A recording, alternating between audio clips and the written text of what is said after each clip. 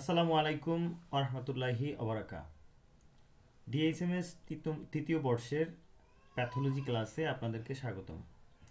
আজকে আমরা আলোচনা করব life cycle of malaria.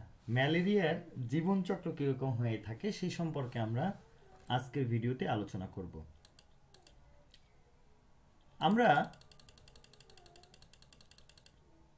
Malaria সংক্রান্ত বিষয়ে আলোচনা করার পূর্বে একটি বিষয় জানতে হবে, সেটি হলো ম্যালেরিয়ার লাইফ সাইকেলের দুইটি ফেজ আছে বা দুইটি পর্যায় রয়েছে।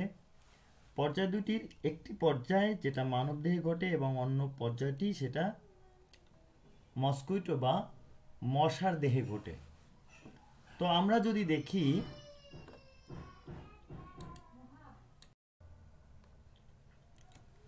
মস্কুইটো বা মশার জীবনচক্রে ম্যালেরিয়ার যে একটি সাইকেল বা চক্র রয়েছে সেটি আমরা প্রথমেই দেখব। যখন মশা আমাদেরকে কামড় দেয়, মশা যখন আমাদের বডিতে হুল ফুটায়, তখন এই মশার মধ্যে তৈরি হওয়া স্পোরোজয়েট যে থেকে থাকে বা থাকে স্পোরোজয়েট থাকে, সেগুলো আমাদের মানবদেহে প্রবেশ করে। সেটা আমরা প্রথমে দেখব, এই যে 1 নম্বরে দেওয়া আছে, আপনারা দেখতে পাচ্ছেন। এরপরে এই মশা মস্কিটো বাইট করার পরে এটা চলে যায় লিভারে, ব্লাড ভেসেল দিয়ে এটা লিভারে চলে যায়।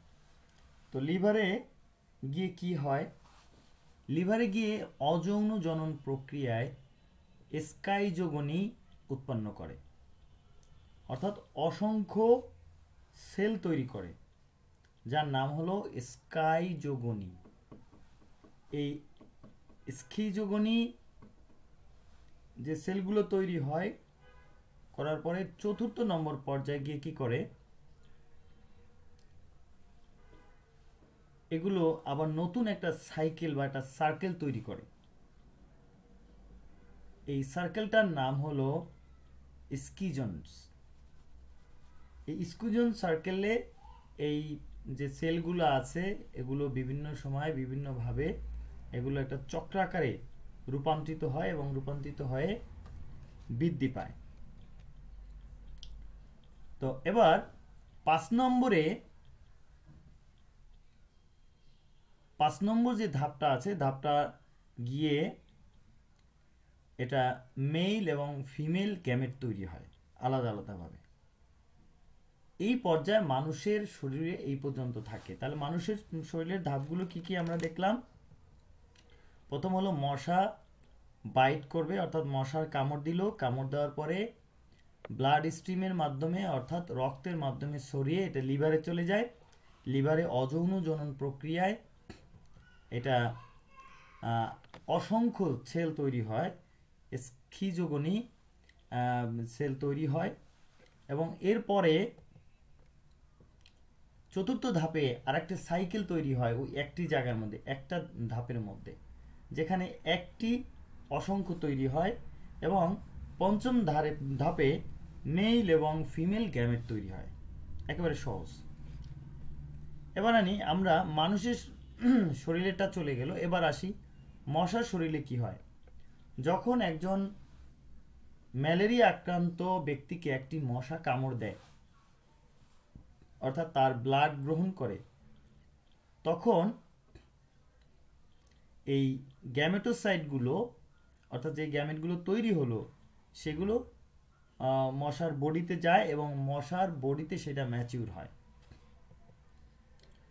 পরবর্তীতে male and female gametes fuse and form a ookinete, অর্থাৎ মানুষের শরীরে থেকে মেল এবং ফিমেল গ্যামেট তৈরি হয়, কিন্তু মশার শরীরে ট্রান্সমিট হওয়ার পরে এখানে মেল এবং ফিমেল গ্যামেট মিলিত হয়। মিলিত হওয়ার পরে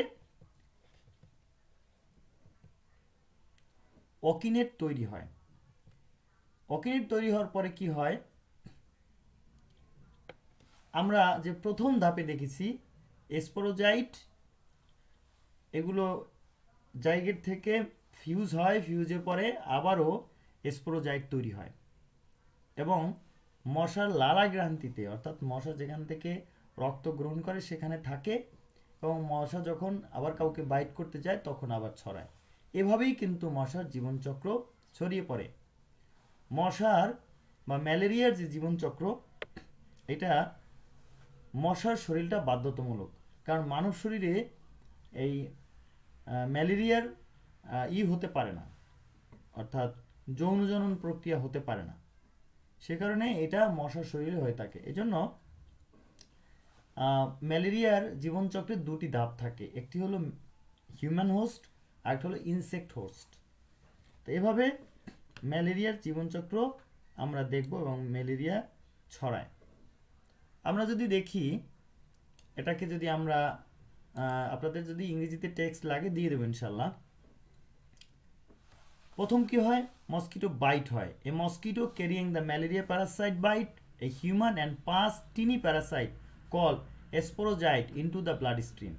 অর্থাৎ মশা কামড়ে একটি ছোট্ট একটা স্পোরোসাইট, যেটা স্পোরোজোসাইট, যেটা দিয়ে যায়, এবং এটা কি করে, ট্রাভেল করে লিভারে চলে যায়। লিভার থেকে এটা মাল্টি সেল তৈরি হয়, মাল্টিপ্লিকেশন কি হয়, অসংখ্য সেল তৈরি হয়, স্পোরোজয়েড তৈরি হয়। এবং এই স্পোরোজয়েডগুলো কি করে, রেড ব্লাড সেলে এফেক্ট করে, এবং এগুলো সেক্স ফরমেট করে, অর্থাৎ গ্যামেট তৈরি করে, পুরুষ এবং স্ত্রী গ্যামেট তৈরি করে, যেগুলো আমরা বলেছি এর আগে। এবং এখান থেকে যখন আবার মশা কোনো ম্যালেরিয়া আক্রান্ত মানুষকে কামড়ায়, তখন কি হয়, আবার মশার মধ্যে চলে যায় এবং এই আবার নতুন তৈরি হয়। এভাবেই কিন্তু মশার জীবনচক্র তৈরি হয়। এবং আমাদের পরবর্তী ক্লাস হলো গনোরিয়া সংক্রান্ত। দ্বিতীয় পার্ট অবশ্যই দেখবেন।